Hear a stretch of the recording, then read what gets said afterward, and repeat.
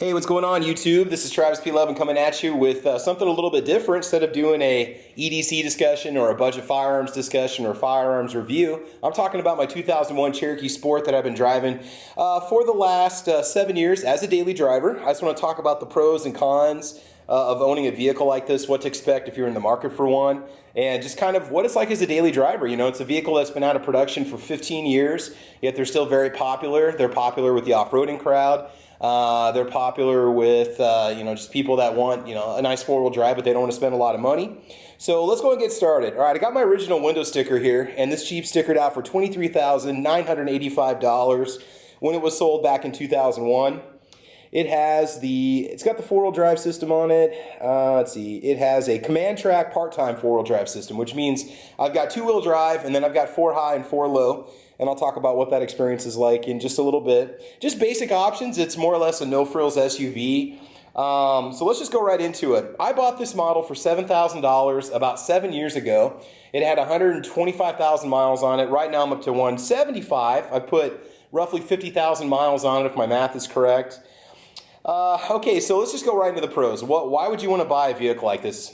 First of all, cheap to buy. Man, you go on eBay, you go on Craigslist, you look around, you can find a nice one for $3,000, $4,000. You're going to get something with high miles on it. You know, if you want to spend a premium, say maybe in the $10,000 to $15,000 range, I've seen some lower mileage models for sale on eBay. There was even a 2001 Limited that I saw that sold for like almost brand new sticker price. It was like $19,000 or $20,000, and this was just about 2 years ago, but it was a Limited that had like 15 or 17,000 miles on it. It was crazy. So, there's a market for it. You're going to pay different prices depending on the condition, mileage, etc.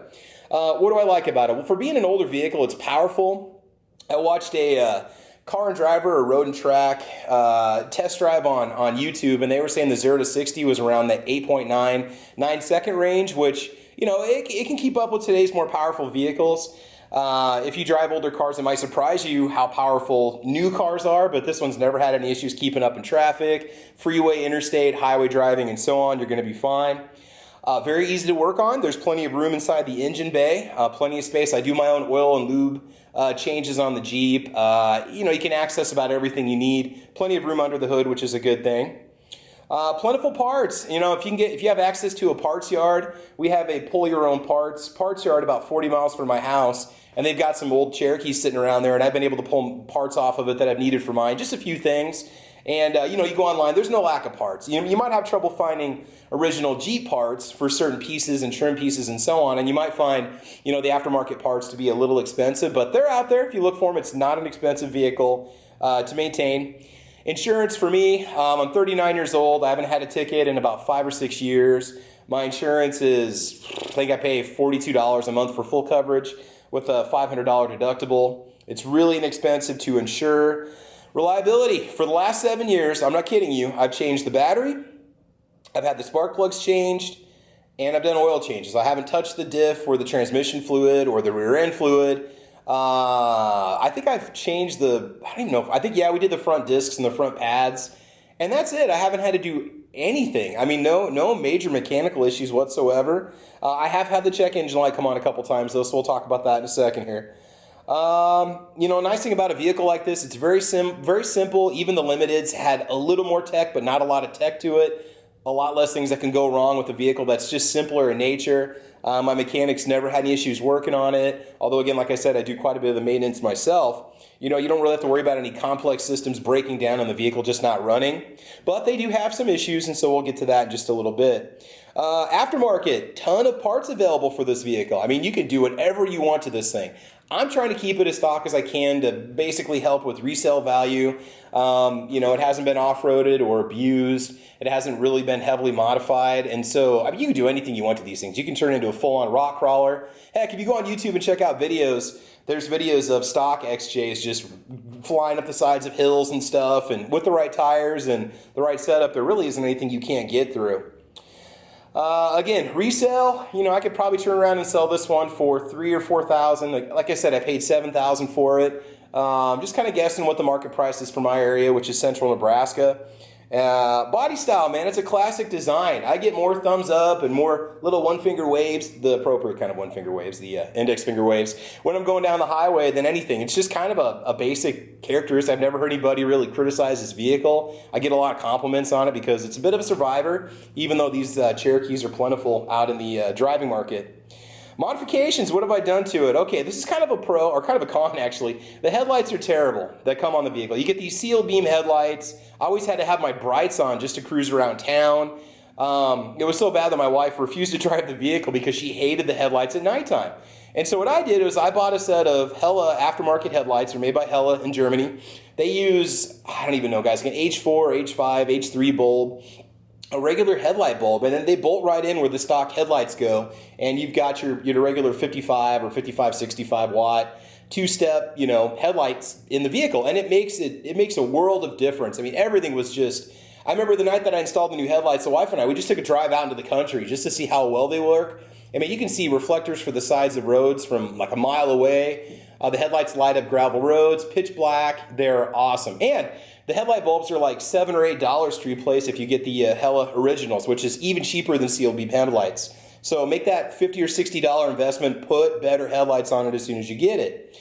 I dropped in a K&N air filter just because I like to clean my own filters and save a little money down the road, especially on a vehicle I'm going to keep for a while. I did put an aftermarket stereo in. Mine was having problems with the volume knob. It was starting to get some static when you turn the volume. And so I actually had a cassette CD combo that came in my vehicle, which I missed because I still have some cassettes from high school that I used to listen to. So I did do a stereo change, exchange, or swap, whatever you want to call it. In the back, I did put a full-size spare.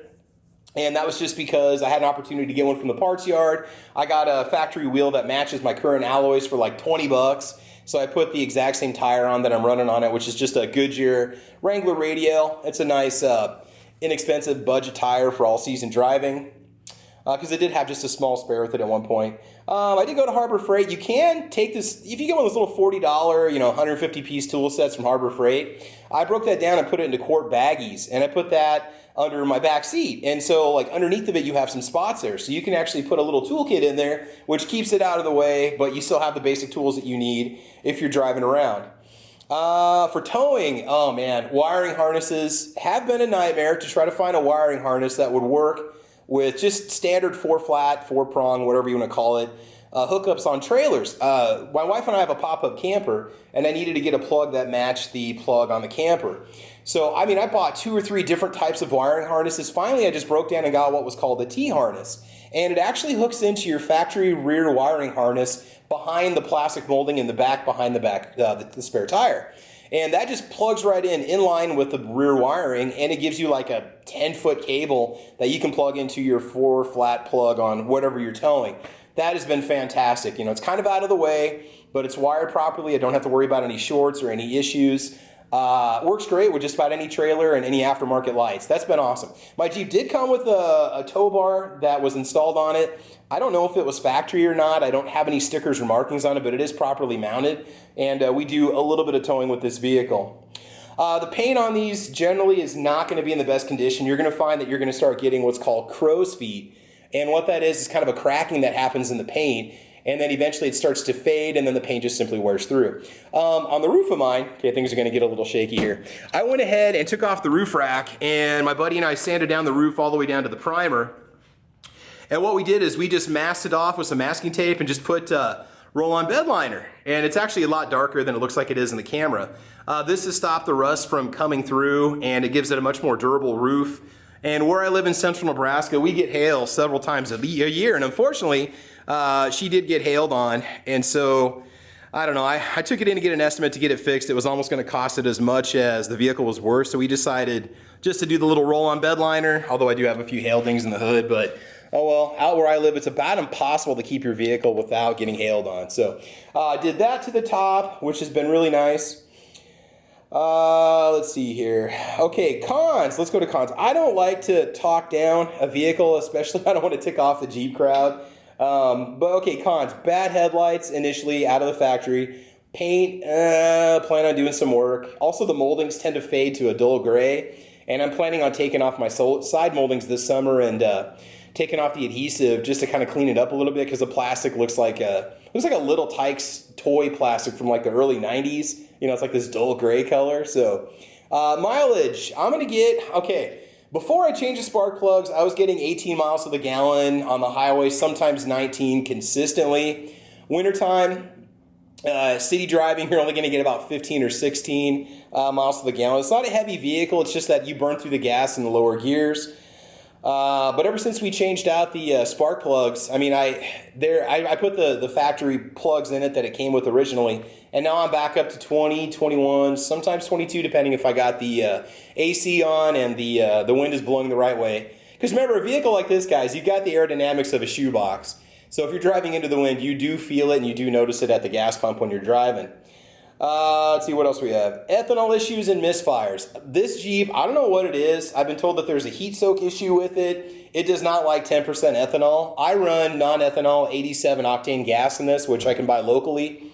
It's expensive. It's about 30 cents more per gallon, but what happens on this is if you're driving and it's 90 degrees out or 85 or 90 and humid, you park the vehicle, you get what I've been told is called heat soak. Essentially the heat coming right off the block heats up the fuel that's still sitting in the fuel lines or the fuel rail. That begins to vaporize. So when you first start the vehicle, it's like pumping like a not really even gas, almost just like a gaseous form of gasoline right into the cylinders, which can cause it to have kind of a rough idle initially. I don't ever have this problem when I'm running 87 regular gas, okay? And I know that there's a lot of states where you don't have a choice, you just have 10% ethanol. You know, you just got to kind of live with it, but just, it's always been this vehicle that it's always done that. But when I run 87 on ethanol, no problems whatsoever. It's been great. Let's see, what else do we have on the list here? Okay, AC, the air conditioning, it's good. I do recharge mine, or I do top it off once a year. I don't know, it's always had an issue where it'll sometimes cycle itself off. If it's really humid out and you stop or do some stop and go driving, it's an old AC system, guys. It's not perfect. It does use, I believe, 134A for refrigerant, which works great. Okay, window switches. Don't be surprised if you find that some, if not all, the windows don't work or don't roll down in your Cherokee. Cheapest fix you can possibly do is to buy a new switch panel from Amazon. There's some aftermarket companies that make them. What happens is the lockout button goes out, it just breaks or falls apart, and that basically permanently locks your four windows. And I figured out how to kind of bypass that going through the fuse, going through the little connections and stuff, and I was able to test it to verify it. But what would happen is my window would just start getting slower and slower and slower on the passenger side. Eventually it wouldn't go up or go down. So for about 60 bucks, I changed out that switch box, and that took care of my issues. All four windows go up and down perfectly now, no issues at all. And it's an aftermarket set. I wasn't going to shell out 200 bucks for a Jeep original. Instead, I went aftermarket for 65, and I've had no issues with it at all. Let's see, legroom, very limited legroom for the driver. I'm 5'11", and I'm comfortable, but I don't have a lot of room to stretch out. It's a very upright driving position, even with the front seats back all the way. It's funny because I drove a 2015 Wrangler a year ago, and it was almost the same situation. I didn't really feel like I had much more room in that vehicle, and I was surprised. I thought maybe, you know, legroom would increase a little bit with the Jeep line, and you know, in the Cherokee, it's just not the situation. Low compression on the engines. My engine compression goes down to about 20 pounds of pressure. When the Jeep is fully heated up, they usually start at like 40 or 50 pounds and drop down. This is the third Jeep that I've owned with the straight six, the 4-liter, and they all have the same issue. They start at 40, 50, 60 pounds, and they drop down to 30, 20. Luckily, mine will stay at 20 pounds, and it doesn't drop any lower than that, and it doesn't cause any issues after all these years of driving. I think what the deal was is there were some Jeeps that were made with bad, you can correct me on this, guys, in the comments, crankshaft bearings or camshaft bearings, and those bearings start to go and you lose the compression in your engine, and that can be a common problem. So if you test drive one of these, get the engine heated up completely, go find some place and just put the thing in park, or just stop while it's in drive, and keep an eye on that pressure gauge. If it drops below 20 PSI, you may want to consider passing on that vehicle unless you're into doing an engine rebuild. So that's one thing you got to watch out for. Rear seat is very basic. It's a bench seat. I don't think it even has a latch system in it, so you really can't. I don't know much about car seats, but I think you would probably have some issues trying to put a car seat in this thing. It does seat 3 in the back seat, but it's a very simple upright rear seat with no headrest. So keep that in consideration. I keep my seat down all the time because I'm always hauling stuff in it. And so it's almost like having a small pickup truck for space in the back. Leaky gaskets and seals. Again, every Mopar vehicle I've ever owned has had issues with the rear main seal dripping some oil, or the front main seal, or the differential dripping some transmission fluid, whatever you want to call differential fluid. I don't know if it's just a Mopar thing or what, but again, like I said, this is the third Jeep that I've owned, and they've all had that issue. What's funny about my Jeep is when the temperature gets up to 80 or 90 degrees or 75 degrees consistently outside, I have no more drip. So again, I'm just trying to warn you about all these little things that you should know. So as soon as you park your Cherokee Sport and you start seeing fluids underneath, you don't have to panic, okay? Headliner will start to sag after a while. If you have children and you want to punish them, and you happen to have a Cherokee Sport that needs a headliner, take the headliner out. It's really not that hard to do. It's just kind of an afternoon project. Rip off the material, give the kid a metal bristle grill brush, and let them go to town on the foam. It takes about 3 hours, 4 hours, 5 hours to scrape the foam off the headliner so you get to the fiberglass headliner board itself. My wife and I did this in an afternoon, and with some Permatex sealing fabric material glue and some fabric we bought at a local craft store. It was headliner fabric. I was able to redo my headliner, and it came out looking great. I mean, it looked better than brand new. It was a slightly lighter shade of gray than what was in the vehicle before, which it actually looks kind of cool with the darker colors inside the vehicle. So, you know, it's a nice thing to have. It's something to plan on doing. Let's see here. Towing unibody. You're limited on tow weight.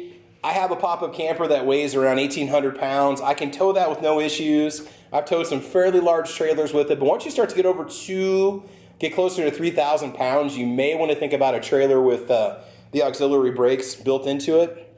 And that's just because you've got front discs and rear drums, and you can feel that weight when you're trying to stop. It's very noticeable. And my brake pads are in excellent condition. So something to keep in mind if you're planning on doing lots of towing. You know, unibody means that you're not going to have, well, in this particular vehicle, not as much towing capacity as, say, a pickup truck. This thing might be limited to like 3,000 pounds or 3,500 pounds towing. I know it depends on your hitch and so on.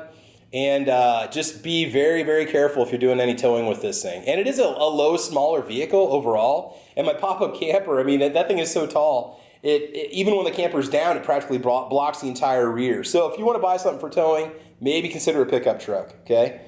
What else do we have here? Oh yeah, the P0456 code, small, emissions leak. I tried replacing the gas cap and that didn't fix it.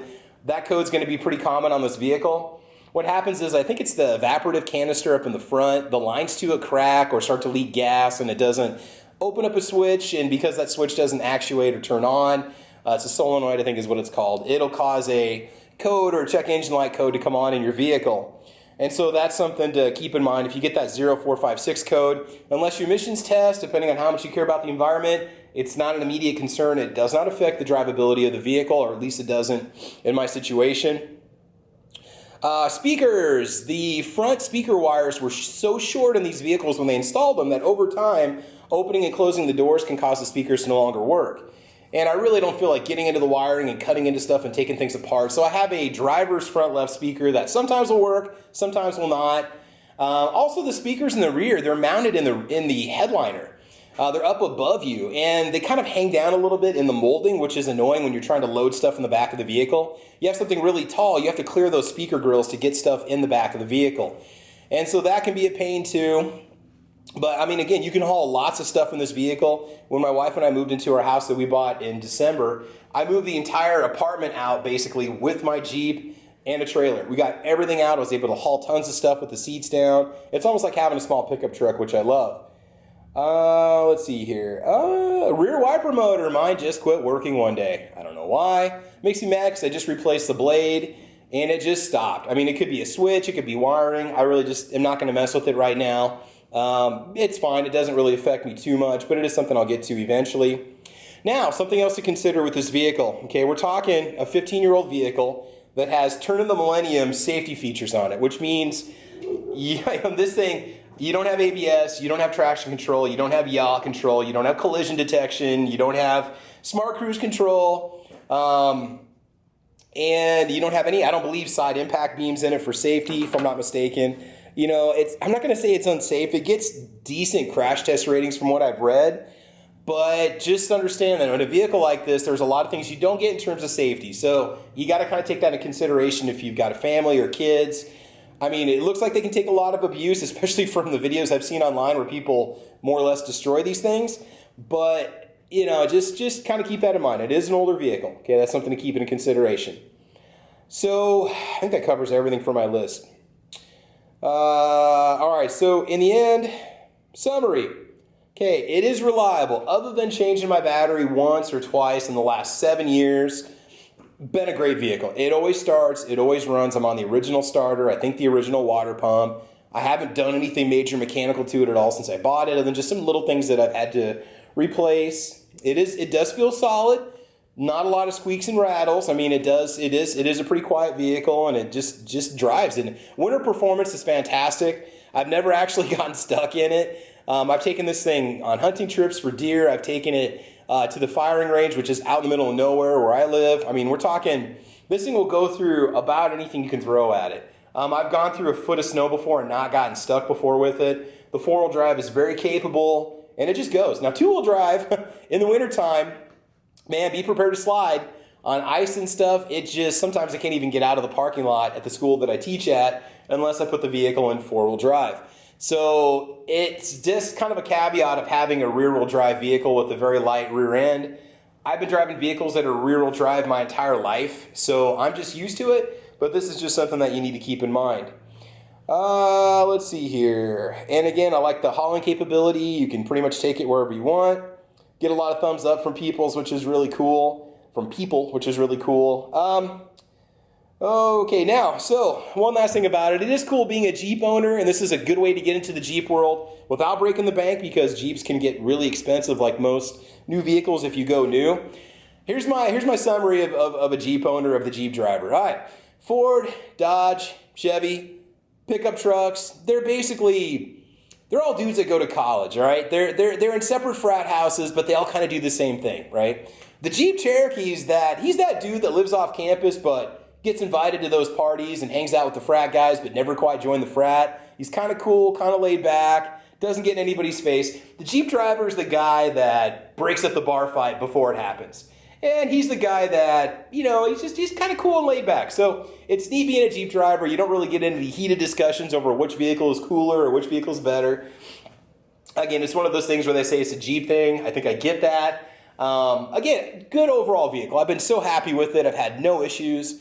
And I've considered even buying a lower mileage model, another 2001, maybe try to find a limited, you know, with the heated front seats and the little trip computer and all that fun stuff. But you're going to pay for it. But again, I mean, you know, say you get yourself a 2001 Limited that you find on eBay with 30 or 40 or 50,000 miles on it for $10,000 or $11,000 or $12,000. Where are you going to get that kind of performance and potential from a new vehicle? And I can tell you right now, at 175,000 miles, I've read in the forums, and I've read quite a bit online, that the transmissions are usually solid for 200 to 250,000 miles. So I'm going to check and see if my vehicle can make it that far along. Granted, I don't rot it, I don't drive it very hard, and I certainly don't off-road it. You know, those things will cut into the lifespan of any vehicle, or not, I don't know. So anyway, just an overall review of my vehicle. I think it makes a fantastic SUV on a budget, gives you the potential for four-wheel drive, and so on. So anyway, this is Travis P11. I hope you subscribe to my channel. I'm going to be adding more videos in the future. Take care, be safe, and I'll talk to you soon.